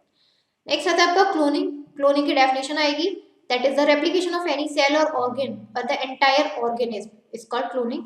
दो टाइप की होती है, एक होती है रिप्रोडक्टिव क्लोनिंग, एक होती है आप लोगों की थेरेप्यूटिक क्लोनिंग। पहले रिप्रोडक्टिव पढ़ लें, यहाँ पे 2 मार्क्स की डेफिनेशन पूछ लेंगे। A clone can be produced by fusion of a nucleus of a somatic cell with the enucleated ovum of a anybody. इसमें क्या किया, यानी कि सोमैटिक सेल है, उसके न्यूक्लियस के साथ ओवम का इंटरेक्शन, ये फर्टिलाइजेशन करा दिया, लेकिन ओवम के अंदर न्यूक्लियस नहीं होना चाहिए। क्या किया इन लोगों ने रिप्रोडक्टिव क्लोनिंग में, ओवम लिया लेकिन विदाउट न्यूक्लियस, उसका न्यूक्लियस निकाल दिया। अब ओवम का जो सोमैटिक सेल्स होते हैं ना हमारी बॉडी में, उसके सेल उसके न्यूक्लियस के साथ फर्टिलाइजेशन करा दिया। जब बेबी प्रोड्यूस्ड होता है ना, उसे बोलते हैं रिप्रोडक्टिव क्लोनिंग वाला। यहाँ पर इस फॉर्म की जरूरत पड़ती ही नहीं है, सिर्फ ओवम से काम चल जाता है। दूसरी होती है थेराप्यूटिक। थेराप्यूटिक में क्या है, the cell formed in laboratory by the union of somatic cell nucleus with the enucleated egg cell. यहाँ पर भी क्या किया, सोमैटिक सेल्स था न्यूक्लियस वाला, और यहाँ पर भी एन्यूक्लिएटेड एग सेल्स, यानी कि जो एग सेल है बिना न्यूक्लियस वाला, जो एग है बिना न्यूक्लियस वाला, इन दोनों का फर्टिलाइजेशन करा दिया, वो होता है थेराप्यूटिक क्लोनिंग। एंड यहाँ से क्या है, इस वाली क्लोनिंग से ना काफी सारी डिसीजेस को भी ट्रीट किया जाता है, इसलिए ये काफी इंपॉर्टेंट है। रिप्रोडक्टिव शायद इतना नहीं है, वो शायद डिसीजेस को नहीं रोक पाती, थेराप्यूटिक क्लोनिंग डिसीजेस को भी रोक देती है। और आपको पता ही होगा कि बहुत सारी जीन थेरेपी, बहुत सारी जीन का यूज करके हम लोग मिलियंस ऑफ कॉपीज बना सकते हैं किसी भी एनिमल, किसी की भी, एक्सेप्ट ह्यूमन बीइंग। अभी ह्यूमन बीइंग का ट्रायल नहीं हो पाया, लेकिन आप लोगों को पता होगा जो शीप थी जिसका नाम था डॉली, उसका ट्रायल हो चुका है काफी टाइम पहले, एनिमल पर हो चुका है, ह्यूमन नहीं, ह्यूमन पर नहीं हुआ है। देखते हैं होता है कि नहीं हो पाता है। इसके अलावा जिन लोगों की, हम लोग की हेरिडिटी डिसीजेस हैं, कंटिन्यूशन ऑफ जनरेशन, टेंडेंसी में become possible due to cloning technique. यहाँ पर क्या होता है, जैसे कि हम लोग के जो कैरेक्टर्स हैं, इन हेरिडिटी कैरेक्टर्स के साथ डिसीजेस ट्रांसफर हो जाती हैं। Continuation of generation, generation same as it is आती जा रही है, कोई चेंजेस नहीं आ रहे हैं, तो हम क्लोनिक टेक्निक के थ्रू इसको पॉसिबल कर सकते हैं। देखिए यहाँ पर आप लोगों का लिखा भी है कि दिस वन, ये आप लोगों का इंपॉर्टेंट, ये देख लीजिएगा। इंसुलिन हार्मोन कौन सी डिसीज में यूज होता है, डायबिटीज में, सोमैटोस्टेटिन ड्वार्फिज्म में, इरिथ्रोपोइटिन एनीमिया में, फैक्टर 8 हीमोफीलिया में, इंटरल्यूकिन कैंसर में, इंटरफेरन वायरल इन्फेक्शन में। पे हिस्ट्री में देखा जाए तो जो डॉली थी, जो कि 5 जुलाई 1996 को क्लोनिंग टेक्निक के थ्रू स्कॉटलैंड में बनाई गई थी, tick and nucleus from the udder cell of sheep of Fynn-Dorest variety had been introduced in nucleated ovum Scottish sheep। वहाँ पर Fynn-Dorest के न्यूक्लियस के साथ स्कॉटिश शीप के ओवम के साथ क्या किया था, फर्टिलाइज्ड करा गया था। ठीक है, अब में उसका नाम डॉली रखा गया था। And it was showing the character as per the chromosomes in nucleus. उसके अंदर जो कैरेक्टर्स थे ना, जिसके अंदर न्यूक्लियस था फिन-डॉर्सेट, उसकी तरह कैरेक्टर शो कर रहे थे। उसने स्कॉटिश शीप की तरह कोई भी कैरेक्टर शो नहीं किए थे, क्योंकि उसके ओवम में बिल्कुल भी न्यूक्लियस नहीं था। और जो कैरेक्टर्स जो डीएनए होता है, जीन होते हैं, वो न्यूक्लियस के अंदर होते हैं। समझ में आया? यहीं पर हम लोग बात करें इंडस्ट्रियल प्रोडक्ट्स या वाइट टेक्नोलॉजी में, वाइट बायोटेक्नोलॉजी में है। यहाँ पे हम लोग के काफी सारे इंडस्ट्रियल केमिकल्स हैं जो हम लोग यूज करते हैं। देखिए यहाँ से कुछ नहीं आएगा, यहाँ से क्वेश्चन क्या बनेगा 1 मार्क्स में, जो अल्कोहल का प्रोडक्शन है वो शुगर मॉलिसिस से होता है, और इसके लिए कौन सा यूज करते हैं, ट्रांसजेनिक ईस्ट यूज करते हैं। एनवायरमेंट बायोटेक्नोलॉजी के इस पोर्शन से कुछ भी नहीं आएगा। ठीक, यहाँ पर भी आप लोगों का कुछ भी नहीं पूछा जाएगा, कुछ भी नहीं पूछेंगे, तो आपको टेंशन लेने की जरूरत नहीं है, यहाँ से आपका कुछ नहीं पूछा जाएगा। बाकी का देखते हैं कहाँ का यूज होते हैं आप लोगों का। माइक्रोब्स आर यूजफुल और लार्ज स्केल, ठीक है, कोई प्रॉब्लम नहीं है। बायोरिमिडिएशन, बायोपेस्टिसाइड्स, बायोफर्टिलाइजर, बायोरिमिडिएशन आएगा। बायोरिमिडिएशन की हो सकता है आप लोगों को डेफिनेशन पूछ लें। That bioremediation means absorption or destruction of toxic chemicals and harmful pollutants with the help of plants and microorganisms. They are called bioremediation। इसको हम लोग फाइटोरेमिडिएशन भी कहते हैं। यानी कि हमारे प्लांट्स या किसी भी जगह पर टॉक्सिक केमिकल्स या बहुत ज़्यादा पॉल्यूशन हो चुका है, तो उस टॉक्सिक केमिकल या पॉल्यूशन को रिमूव करवाने के लिए, हटाने के लिए, डिस्ट्रॉय एब्जॉर्ब करवाने के लिए हम लोग प्लांट्स या माइक्रो ऑर्गेनिज्म का यूज करें, उसको बोलते हैं बायोरेमिडिएशन। और इसके अलावा फाइटोरेमिडिएशन। बायोरेमिडिएशन के कुछ एग्जांपल्स हैं, जैसे स्यूडोमोनास बैक्टीरिया। अभी यहाँ पे जो मैं पॉइंट बता रही हूँ ना, इसमें से एक एक दो मार्क्स के क्वेश्चन डेफिनेटली आप लोगों के एग्जाम में बन जाएंगे। जैसे एक बैक्टीरिया होता है स्यूडोमोनास बैक्टीरिया, यहाँ पर हाइड्रोकार्बन और ऑयल पॉल्यूटेंट्स होते हैं सॉइल और वाटर के अंदर, उसको क्लीन करने में हेल्प करता है। एक होता है फन टेरेस विटाटा, सॉइल के अंदर आर्सेनिक को एब्जॉर्ब करके रिमूव करता है। एक होती है यहाँ पर Indian mustard, they can absorb selenium from soil. Indian mustard क्या करता है, ये सॉइल के अंदर जो सेलेनियम है उसको एब्जॉर्ब करके रिमूव कर देगा। सनफ्लावर यूरेनियम और आर्सेनिक को एब्जॉर्ब करता है। बैक्टीरिया डायनोफिलिस रेडियोक्रेस, ये जितने भी हाईली रेडिएशन है, यानी कि जितने भी रेडिएशंस निकलती है, रेडिएक्टिव निकलती हैं, उनको एब्जॉर्ब करता है और हमारे एनवायरमेंट को क्लीन करता है। ग्रासें जैसे अल्फा अल्फा, क्लोवर और राइम, ये फाइटो रेमेडिएशन में यूज होती है। अब फाइटो रेमेडिएशन बताया था तो उसमें पूछ सकते हैं कौन से प्लांट्स या कौन सी ग्रासेज यूज होती हैं, वो आप बता सकते हो। फूड बायोटेक्नोलॉजी में यहाँ से आपको कुछ नहीं पूछा जाएगा। फूड बायोटेक्नोलॉजी का मतलब सिंपल है कि हम बायोटेक्नोलॉजी का यूज कौन से फूड बनाने में यूज करते हैं। ब्रेड, चीज, वाइन, बियर, योगर्ट, विनेगर, कौन सा फूड है जो हमारे बिना बायोटेक्नोलॉजी के बनता है? सारे के सारे तो बायोटेक्नोलॉजी से बनते हैं। डीएनए फिंगरप्रिंटिंग काफी इंपॉर्टेंट है, देख लीजिए। हर किसी का जो डीएनए है, पहली बात अलग अलग होता है, राइट। किसी की आइडेंटिटी जब पता करनी होती है तो वो डीएनए के थ्रू ही की जाती है, इसी को बोलते हैं डीएनए फिंगरप्रिंटिंग। हो सकता है 2 मार्क्स की डेफिनेशन पूछ लें, that what is DNA fingerprinting, right, तो वो आप लिख सकते हो, ठीक है। यहाँ से कुछ नहीं पूछा जाएगा। सिंपल कि किसी भी क्रिमिनल को पकड़ने के लिए क्या यूज करते हैं, ठीक है, डीएनए फिंगरप्रिंटिंग यूज करते हैं। इसमें क्या बताया जाए, किसी बच्चे, कोई बच्चा किससे बिलोंग करता है, इसका फादर कौन है, किसका यूज करते हैं, डीएनए टेक्निक का यूज करते हैं। क्वेश्चन यहाँ से बनेगा, डीएनए फिंगरप्रिंटिंग का सेंटर कहाँ पर है, वो है आप लोगों का हैदराबाद में। कोई 1 मार्क्स का क्वेश्चन, डीएनए फिंगरप्रिंटिंग और डायग्नोस्टिक का सेंटर कहाँ है, हैदराबाद। समझ में आ गया। देखिए अब यहाँ से आप लोगों को एक चीज दिखाई दे रही है, यहाँ पे कुछ क्वेश्चन है एक पूरा, वो देख लीजिए यहाँ से क्या क्वेश्चन बनेंगे। जब कभी भी ऑयल स्पिलेज हो जाती है मरीन लाइफ में, अब यहाँ पर क्या होता है कि हम लोगों को इन्वायरमेंट को बिना हार्म किए किस तरीके से ओशन को क्लीन करना है, तो वहां पे ऑयल डाइजेस्टिंग और फास्ट मल्टीप्लाइंग बैक्टीरिया उसमें डाला जाता है, जो मैंने लास्ट चैप्टर में आप लोगों को बताया भी था। वो क्या करता है, उसके अंदर जो भी केमिकल्स होते हैं उनको हाइड्रोकार्बन और कार्बन डाइऑक्साइड में रिलीज कर पानी में कन्वर्ट कर देता है और इजी से ओशन क्लीन हो जाता है। And India born American citizen and scientist doctor Anand Mohan Chakrabarty सबसे पहले इस माइक्रोब्स के बारे में सजेस्ट किया था, और इस डिस्कवरी के लिए काफी उन्हें क्रेडिट भी मिला था, ऑब्वियस सी बात है। नेक्स्ट है यहाँ पे ग्रीन रिवॉल्यूशन। ग्रीन रिवॉल्यूशन तो पता ही है ना, बहुत सारे एग्रीकल्चर डेवलपमेंट के लिए बहुत सारे रिवॉल्यूशन आए थे। एक आया था ग्रीन रिवॉल्यूशन, क्या था यहाँ पर कि जब हमारी कंट्री फूड की क्वालिटी और क्वांटिटी दोनों चीजों से लड़ रही थी, तो उस टाइमिंग पर हम अपने एग्रीकल्चर के प्रोडक्शन को बढ़ाने के लिए जिन जिन टेक्निक्स का यूज किया, that is called green revolution. 2 marks की डेफिनेशन यहाँ पर हुई।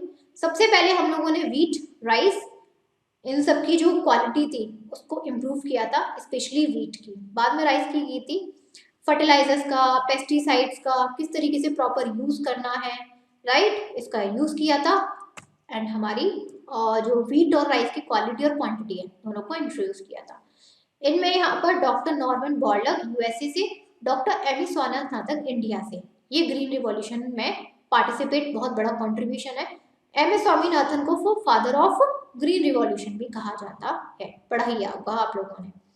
यहाँ पर है इंडियन एग्रीकल्चर रिसर्च इंस्टीट्यूट जो कि न्यू दिल्ली में है, national citrus research institute Nagpur में, allied branches Indian institute of science, national pomegranate research institute Solapur. ये आप लोगों ने हो सकता है रिसर्च का नाम दे दें, सेंटर का नाम दे दें और आपसे सिटी पूछ लें, तो ये आपको याद रखना है।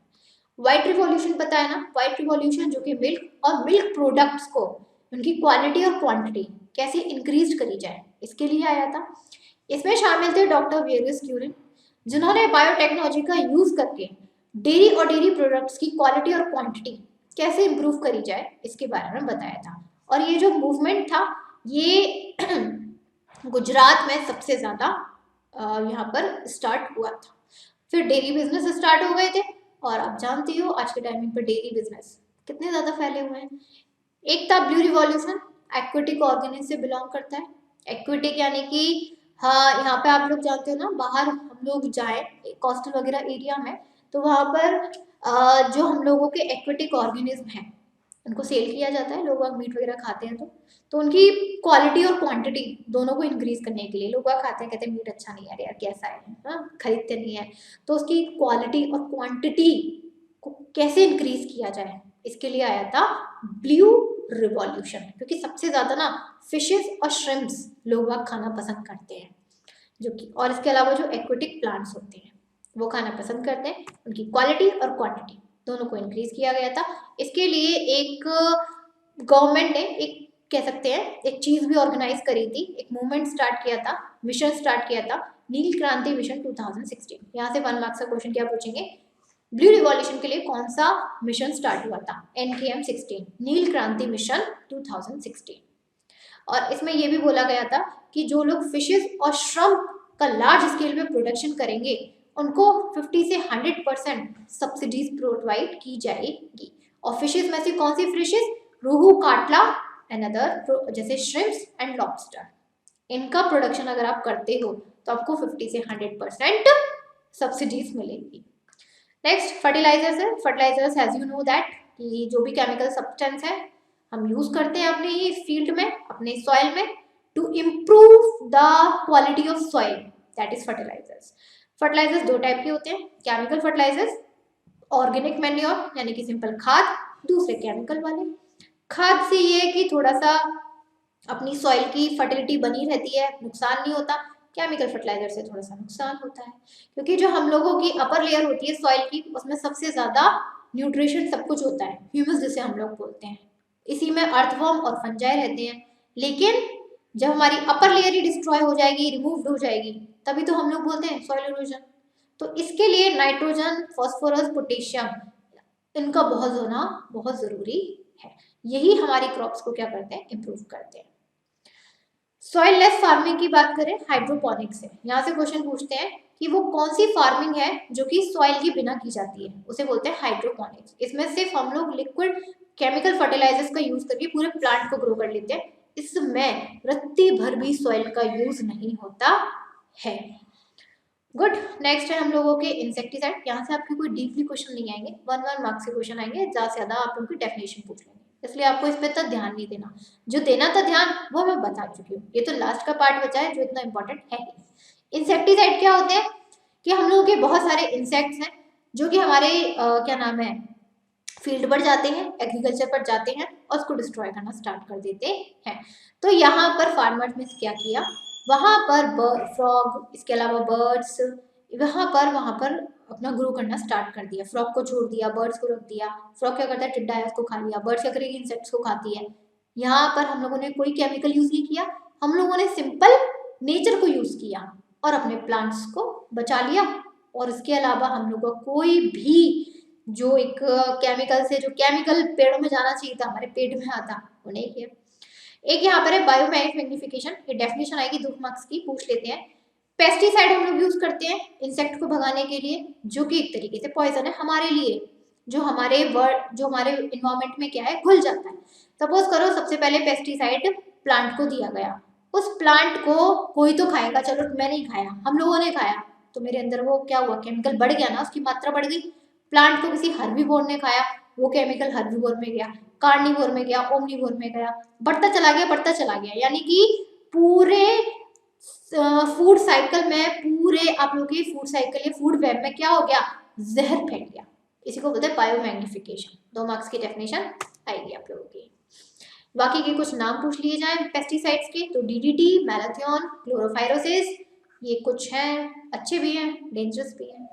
एक होती है ऑर्गेनिक फार्मिंग। ऑर्गेनिक फार्मिंग तो आप लोग जानते हैं ना, सिंपल बिना फर्टिलाइजर पेस्टिसाइड का यूज किए हम लोग जो घर का मेन्योर और खाद बनाते हैं, वो होती है ऑर्गेनिक फार्मिंग। उसमें हम कुछ भी फर्टिलाइजर, इंसेक्टिसाइड कुछ भी यूज नहीं करते हैं। सिंपल हमारे घर में जो भी खाद वगैरह है उसको हम लोग प्रोवाइड कर देते हैं, उससे हमारी जो फार्मिंग होती है that is called organic farming. और मेरे ख्याल से तो भाई केमिकल फर्टिलाइजर और पेस्टिसाइड पे बैन ही लग जाना चाहिए, क्योंकि आज के टाइमिंग पे जो केमिकल आप देख रहे हो सब्जियों में, हर किसी चीज में कितना केमिकल आ रहा है, इतना ज्यादा कि बीमारियां से बढ़ रही हैं ना कि कम हो रही है। एपीकल्चर जानते हैं ना, बीहाइव का एग्रीकल्चर करना। यहाँ पर हार्वेस्टिंग और collecting the honey from the hives is called the apiculture, क्योंकि हम लोग उसके हनी का यूज करके काफी सारी चीजों को बना सकते हैं, जैसे कि हम लोग का गुड़ बनता है, इसके अलावा वैक्स बनती है जो कैंडल में यूज करती है, और इसके अलावा काफी सारे जो कॉस्मेटिक्स की वो आती है आप लोग की क्रीम वगैरह, उसमें यूज किया जाता है। So that is apiculture.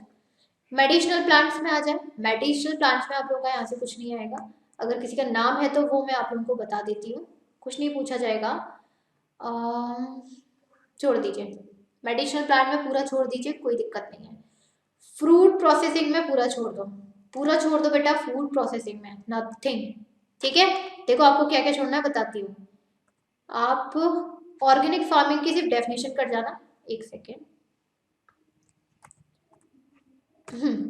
Organic farming की सिर्फ डेफिनेशन कर जाना, एपीकल्चर पूरा छोड़ दो, कल्टीवेशन ऑफ मेडिसिनल प्लांट पूरा छोड़ दो, फ्रूट प्रोसेसिंग पूरा छोड़ दो, इतना। कुछ नहीं पूछेंगे आप लोगों से, कुछ भी नहीं, यहाँ से क्वेश्चन नहीं बनेगा। आधा पार्ट तो मैंने भी पैसे कटवा दिया।